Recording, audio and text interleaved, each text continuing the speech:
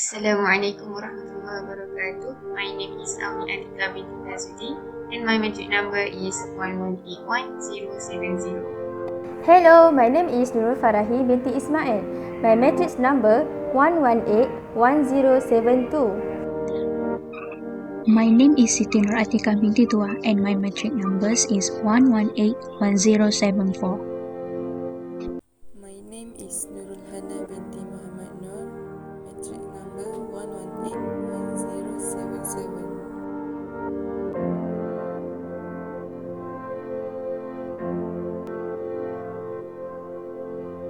Abu Hassan Al-Asy'Ari is one of the scholars that settled in Baghdad.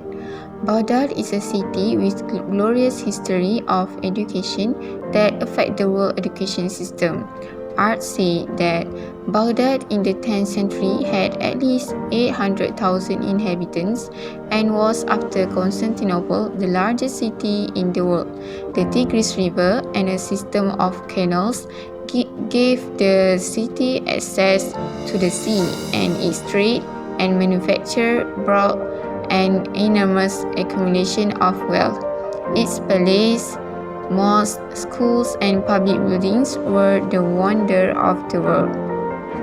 Baghdad was founded by Al-Mansur, the second Abbasid Caliph, at 8th century. During his rule, Al-Mansur develops beneficial structures in Baghdad that turned Baghdad into a significant cultural, commercial, and intellectual center of the Muslim world.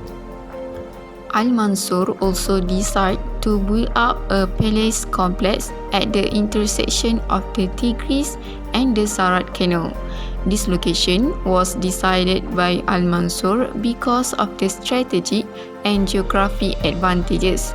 The Sarat was deep enough to entertain commercial traffic, so that the Caliph was able to handle two major river systems which the Sarat connected, the Tigris and the Euphrates.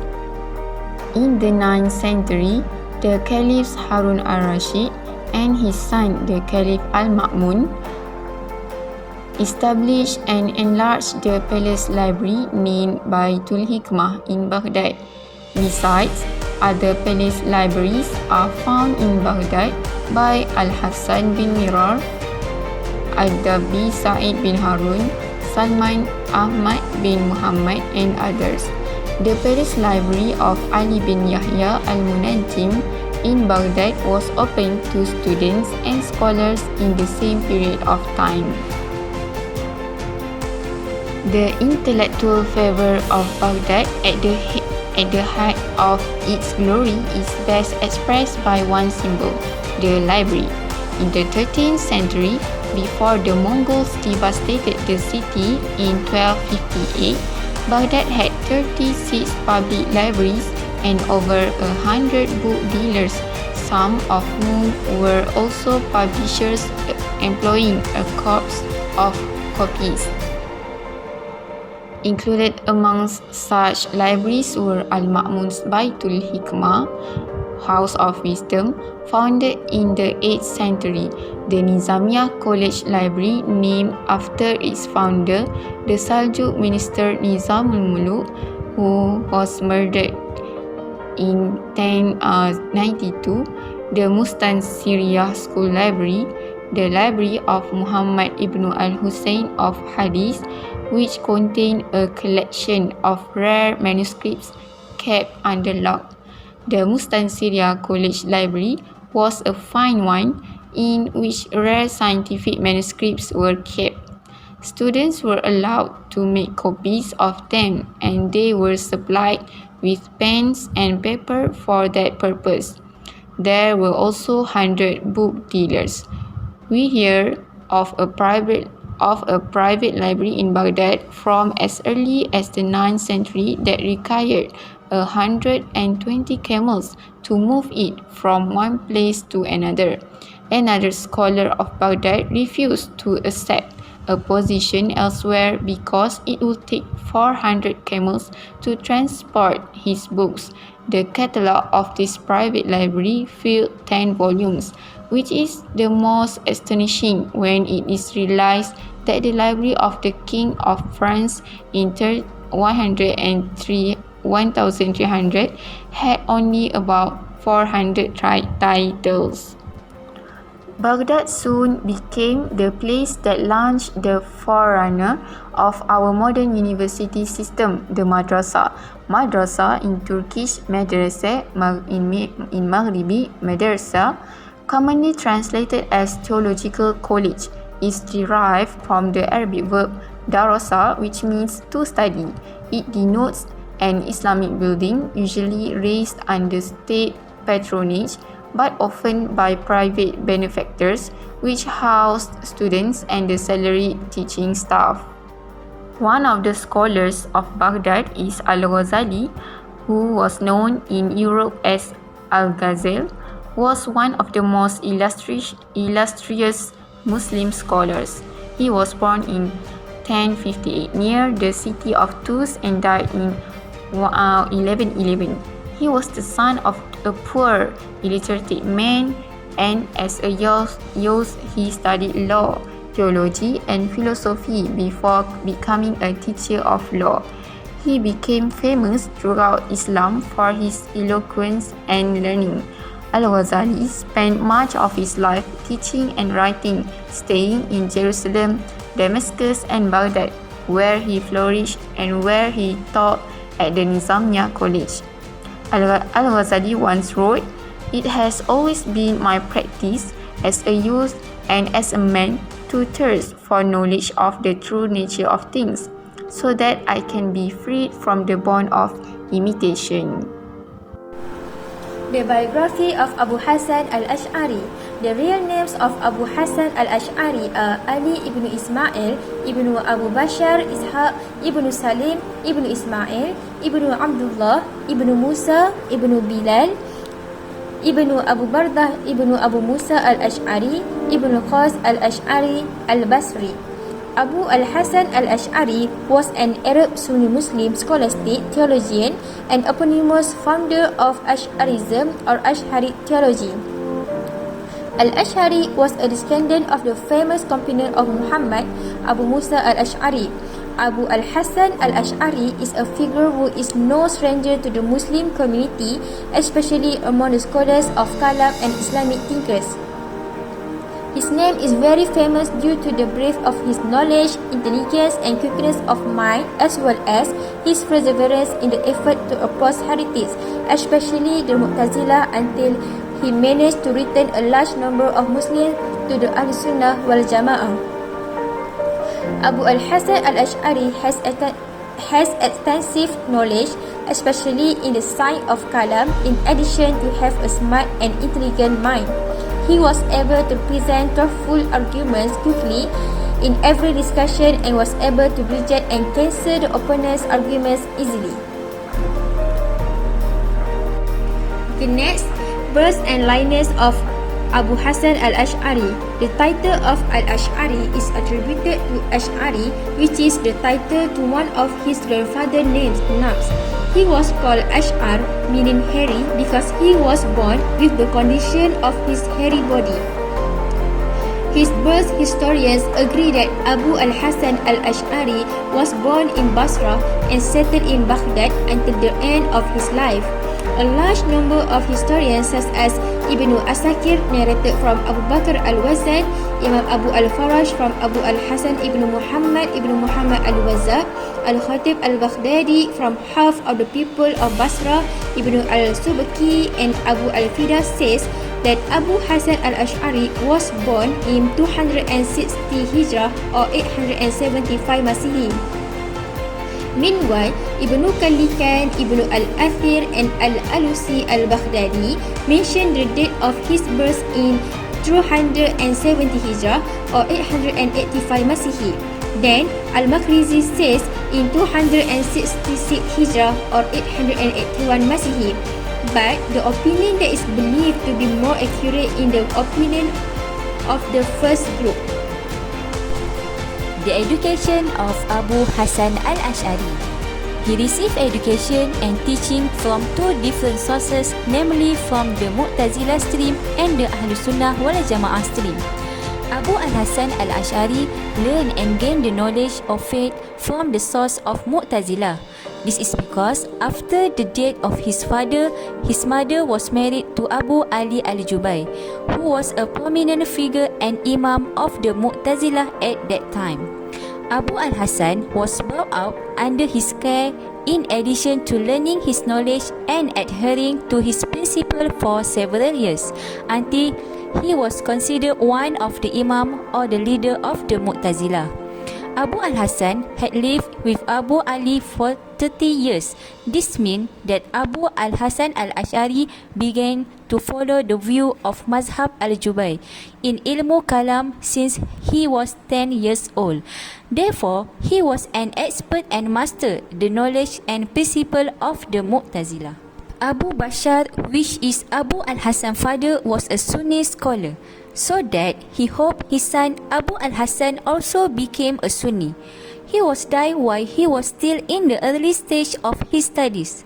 After that, his guardian sent him to study Islamic knowledge from Al-Sheikh Zakaria Al-Saji, Abu Khalifah Al-Jamhi, Sahlu ibn Nuh, Muhammad ibn Yaqub Al-Mabari, and Abdul Rahman ibn Khalaf Ad-Dabi. All of them are hadith scholar, and Abu Hasan Al-Asy'ari narrated many hadiths from those who have been included in his tafsir book. Abu Al-Hasan Al-Asy'ari also studied fiqh from Abu Ishaq Al-Maruzi, one of the scholars of fiqh in Mazhab Al-Shafi'i in Jami Al-Mansur, Baghdad, every Friday. Thus, it is clear that Abu Al-Hasan Al-Asy'ari is not only a great figure in kalam, but also has expertise in other Islamic science such as fiqh, usul fiqh, hadith, and Al-Quran taken from Sunni sources. Transfer from Mu'tazilah to Ahlul Sunnah. Abu Al-Hasan Al-Asy'ari always led and defended the Mu'tazilah sect until finally his mind and soul rebelled against the sect that had been defended all this time. He felt that they subjugated religion with mantiq, or the logic of design, intellect, and to the preamble and the base, which they thought were really correct. They also recite the Quran according to their wishes. Abu Al-Hasan argues that the clear and obvious truth is the path taken by the companions and the Salaf. As a result, there was a conflict in his soul, and he was isolated in his house for 15 days to think, research, and be istikharah to Allah subhanahu wa ta'ala until his soul calmed down and decided to leave the Mu'tazilah and return to the Salaf school. He went to the Jami' Mosque in Basra and ascended the pulpit. He introduced himself.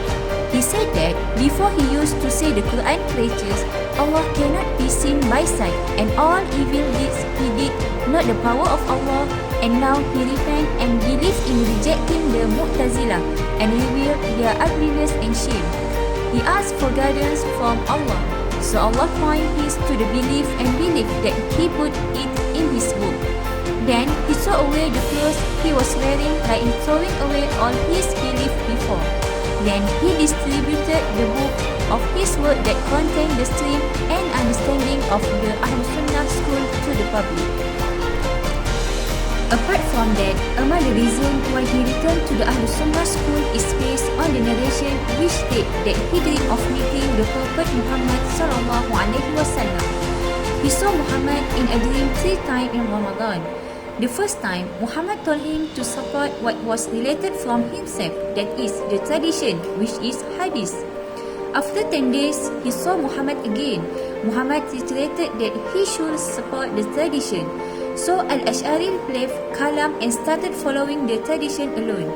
On the 27th night of Ramadan, he saw Muhammad for the last time. Muhammad told him that he had not commanded him to leave kalam. He had only told him to support the tradition and narrated from him. After this experience, he left the Mu'tazilah. Next is the faith or Aqidah of Abu Al-Hasan Al-Asy'ari. The explanations of the faith of Abu al-Hasan al-Asy'ari can be seen through his book Al-Ibanah Usul al-Diyanats, which means our words that we say with him and our religions that we worship with him are believed in and follow to the books of Allah Rabbuna Azza wa Jal and with the sunnah of our Prophet Muhammad sallallahu alaihi wasallam. Abu al-Hasan al-Nadwi has commented on the words of Abu al-Hasan al-Asy'ari, which means Abu al-Hasan al-Asy'ari believed that the source of the belief in the revelations of Nubuwah Muhammadiyah and the way to know it is through the books and the Sunnah and what is narrated from the companion. There is difference between him and Mu'tazilah. Abu Hassan heading in the opposite directions of Mu'tazilah. He believed that the debates related to Aqliyah and Hissiyah have nothing to do with reality and religions. But the Mu'tazilah and the philosopher have mixed the debate in the faith with the debate of Aqliyah, which means philosophy, Ibadat and his obedience. Regarding his ibadat and obedience, Ahmad bin Ali al-Faqih stated, I find no one more pious and do not find a shaykh even shyer than him in worldly matters and more active than him in the things of the hereafter.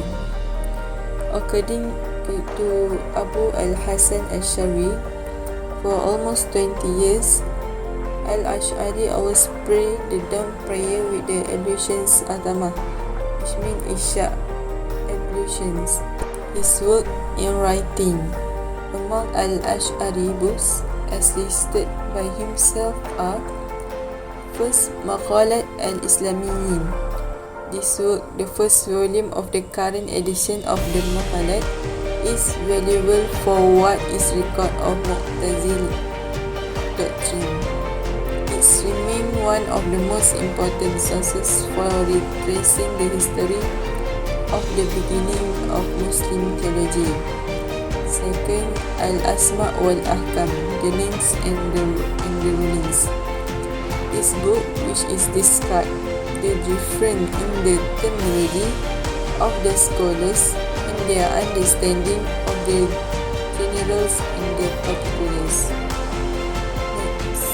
Al-Funun, the discipline, is about a refutations of ethics.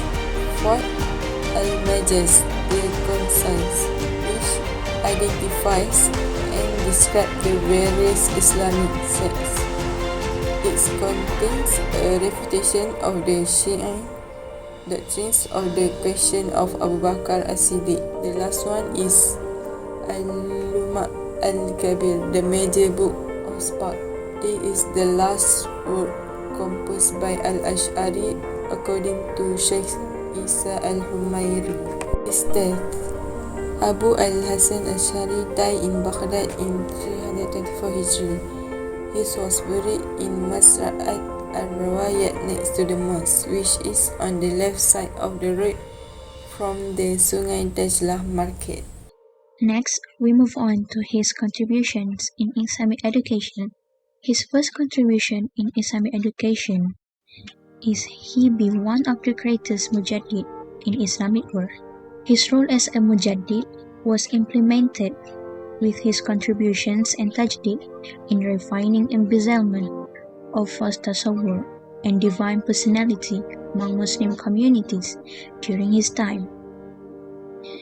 His great efforts in facing the flow of irregularities during that era have become a phenomenon in the history of Muslim world, as well as being a good example for Muslims and preachers. Through his efforts as Mujaddid, Muslim community has been able to return to the purity of the faith, appreciating Islamic and ethical life in the Muslim community, in facing attacks by those who use rational approach to waive the notion of the Quran and Sunnah. The second contribution that Abu Hassan al-Asy'ari gave in Islam education is he is the founder of Ilmu Kalam, also known as Islamic theology. Imam Abu Hassan Al-Asy'Ari is a leading role in the fight against religious abuse. The approach used in this activity was his ability to use the embezzlement of the Mu'tazilah preachers as counter-attack by using Ilmu Kalam as weapons.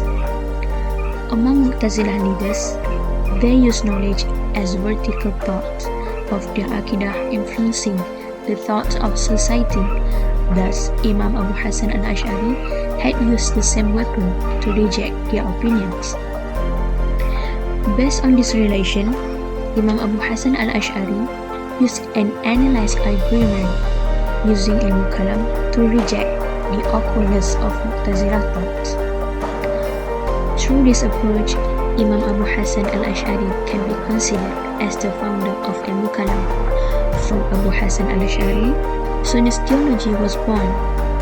He took Uluhiyah faith-based education approach based on 20 attributes of Allah, and he made the basic application form of repentance for wrong thinking.